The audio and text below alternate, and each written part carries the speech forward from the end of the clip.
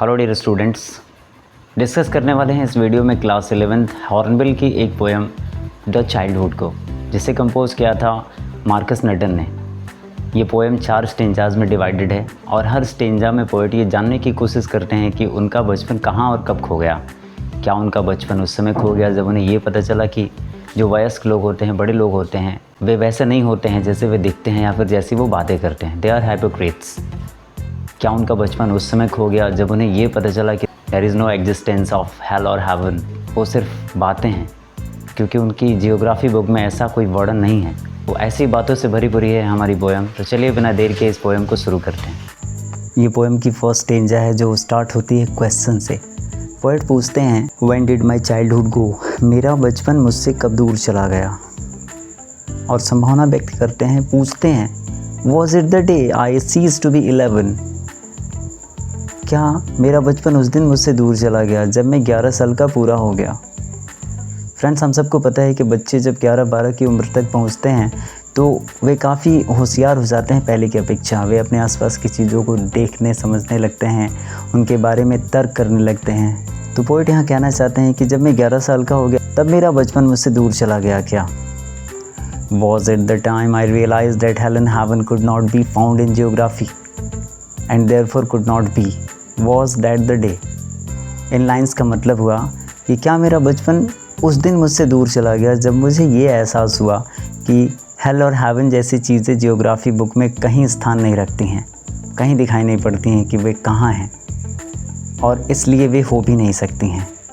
तो क्या मेरा बचपन उस दिन मुझसे दूर चला गया।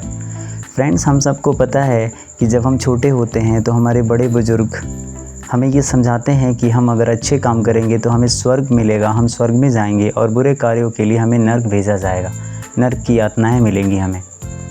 तो पोएट यहाँ कहना चाहते हैं कि जब मुझे ये पता चल गया कि स्वर्ग नर्क ऐसी चीज़ें होती ही नहीं हैं, मेरा बचपन उस दिन मुझसे दूर चला गया क्या, जब मुझे ये रियलाइजेशन आया।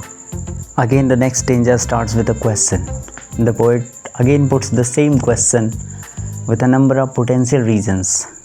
He writes, when did my childhood go? मेरा बचपन मुझसे कब दूर चला गया। Was it the time I realized that the adults were not all they seemed to be? क्या मेरा बचपन उस दिन मुझसे दूर चला गया जब मुझे ये रियलाइज़ हुआ, ये एहसास हुआ कि जो बड़े बुजुर्ग होते हैं वे वैसे नहीं होते हैं जैसे वे दिखाई पड़ते हैं, जैसे वो अपने आप को कहते हैं कि हम ऐसे हैं। They talked of love, वे प्यार की बातें करते हैं, and preached of love, और प्यार के बारे में उपदेश देते हैं लोगों को, but did not act so lovingly, लेकिन खुद ही प्यार को प्रैक्टिस नहीं करते हैं, लोगों से प्यार से पेश नहीं आते हैं, उनके मन में छल कपट दुर्भावना जैसी चीज़ें होती हैं। Was that the day? क्या मेरा बचपन उस दिन मुझसे दूर चला गया। दोस्तों, इन लाइन्स में पोएट ये कहना चाहते हैं कि मुझे एक दिन ये पता चल गया कि जैसे बड़े लोग दिखाई पड़ते हैं, जैसे वो बोलते हैं, जैसे अपने आप को वो प्रदर्शित करते हैं कि हम ऐसे हैं, लेकिन वे वैसे होते नहीं हैं। वे लोगों को उपदेश तो देते हैं कि हमें प्रेम पूर्वक रहना चाहिए सबके साथ, लेकिन खुद ही वे प्रेम जैसी चीज़ को प्रैक्टिस नहीं करते हैं, लोगों के साथ प्रेम से पेश नहीं आते हैं, प्रेम का व्यवहार, छल कपट रहित व्यवहार नहीं करते हैं। तो जिस दिन मुझे ये पता चल गया उस दिन मेरा बचपन मुझसे दूर हो गया क्या। Was that the day. Again we have the third stanza. The poet again asks, when did my childhood go? मेरा बचपन मुझसे कब दूर चला गया। Was it when I found my mind was really mine to use whichever way I choose? क्या मेरा बचपन उस दिन मुझसे दूर चला गया जब मुझे ये एहसास हो गया कि मेरा दिमाग मेरा अपना है, यानी मैं इसे जैसे चाहें यूज़ कर सकता हूँ। Producing thoughts that were not those of other people but my own and mine alone. Was that day? मैं अपने विचार खुद पैदा कर सकता हूँ, मैं जिस तरीके का विचार चाहूँ अपने मन में ला सकता हूँ, जैसे चाहें वैसे सोच सकता हूँ, और वो विचार सिर्फ मेरे होंगे, उन पर मेरा अधिकार होगा।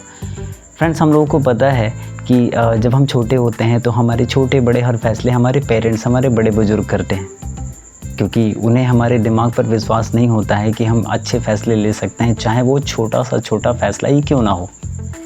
लेकिन पोएट कहते हैं कि जब मैं बड़ा हो गया और मुझे ये लगने लगा कि अब तो मैं अपने फ़ैसले ले सकता हूँ, मुझे किसी के राय सलाह की ज़रूरत नहीं है अपने फ़ैसले लेने के लिए। मेरे विचार जैसे मैं चाहूँ वैसे बना सकता हूँ, मैं अपने खुद के थॉट प्रोड्यूस कर सकता हूँ।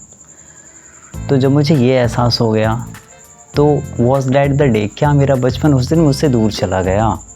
अब बारी है फोर्थ और फाइनल स्टेंजा की। दोस्तों इस स्टेंजा में एक चेंज है। अब तक फर्स्ट, सेकेंड और थर्ड स्टेंजा में पोएट ये पूछ रहे थे कि उनका बचपन कब उनसे दूर हो गया, कब उन्होंने अपने बचपन को खो दिया, और ख़ुद ही अलग अलग गेसेस कर रहे थे कि उनका बचपन हो सकता है यहाँ इस समय चला गया, उनका बचपन हो सकता है उस समय चला गया।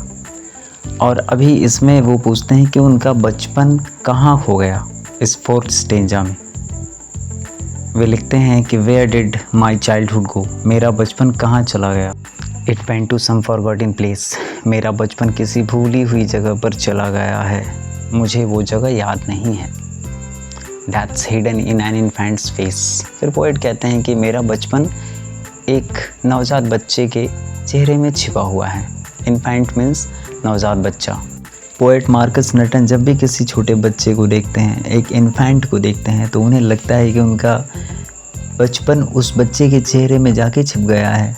पोएट ये कहना चाहते हैं कि जब तक व्यक्ति एक बच्चा होता है, अपने बचपन की अवस्था में रहता है, तो उसके अंदर सारी मासूमियत, सारी इनॉक्यूअसनेस रहती है। लेकिन जैसे जैसे वो बड़ा होता जाता है, वो एक इंडिविजुअलिटी में चेंज होता जाता है, उसके अंदर समाज से बुराइयां जाने अनजाने डेवलप होने लगती हैं। वो उन बुराइयों को ग्रहण करने लगता है, झूठ बोलना, धोखा देना, ये सारी चीज़ें। तो पोएट को ये लगता है कि बचपन की जो मासूमियत है वो बचपन के पीरियड तक ही सीमित रहती है। पोएट आगे कहते हैं दैट्स ऑल आई नो, यानी कि मेरा बचपन किसी बच्चे के चेहरे के पीछे जाके छिप गया है और मुझे बस इतना ही पता है, इससे ज़्यादा मुझे पता नहीं है। फ्रेंड्स, यहाँ पे हमारी पोएम ख़त्म होती है। आई होप कि आपको ये पोएम समझ आई होगी। मिलते हैं अगले वीडियो में। Please like, comment and subscribe.